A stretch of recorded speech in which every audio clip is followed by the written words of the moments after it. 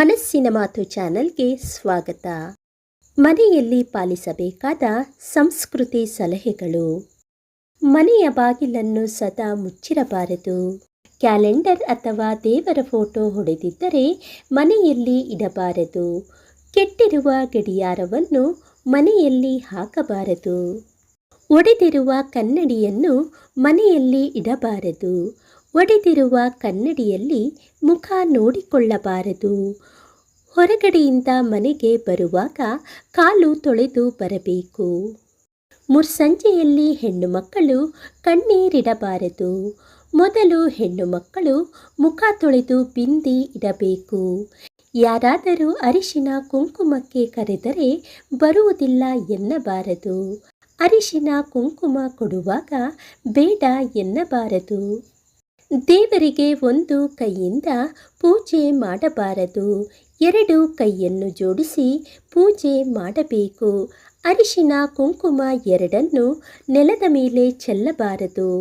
ಮನೆಯ ಬಾಗಿಲ ಹೊಸ್ತಿಲನ್ನು ತುಳಿದು ನಡೆಯಬಾರದು. ಪೂಜೆ ಮಾಡಿದ ತಕ್ಷಣ ಕೈ ತೊಳೆಯಬಾರದು.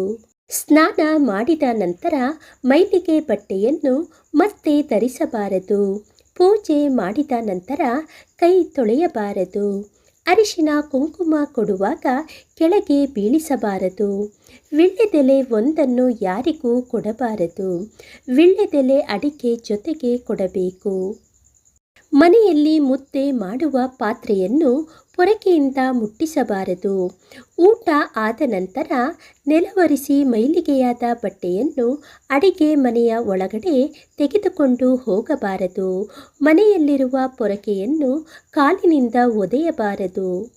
ಊಟ ಮಾಡುವಾಗ ಎಂಜಲ ಕೈಯಿಂದ ಯಾವ ಪ್ರಾಣಿ ಪಕ್ಷಿಗಳನ್ನು ಒಡೆಯಬಾರದು. ರಾತ್ರಿ ವೇಳೆ ಊಟವನ್ನು ಪೂರ ಖಾಲಿ ಮಾಡಬಾರದು. ಅಡುಗೆ ಮಾಡಿದ ಪಾತ್ರೆಯಲ್ಲಿ ಸ್ವಲ್ಪವಾದರೂ ಇಡಬೇಕು.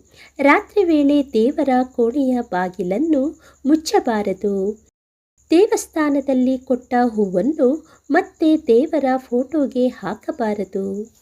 ಸ್ನೇಹಿತರೆ, ಈ ಮಾಹಿತಿ ನಿಮಗೆ ಇಷ್ಟವಾದಲ್ಲಿ ಲೈಕ್ ಮಾಡಿ, ಶೇರ್ ಮಾಡಿ ಹಾಗೂ ಸಬ್ಸ್ಕ್ರೈಬ್ ಮಾಡಿ. ಕೇಳಿದ್ದಕ್ಕಾಗಿ ಧನ್ಯವಾದಗಳು.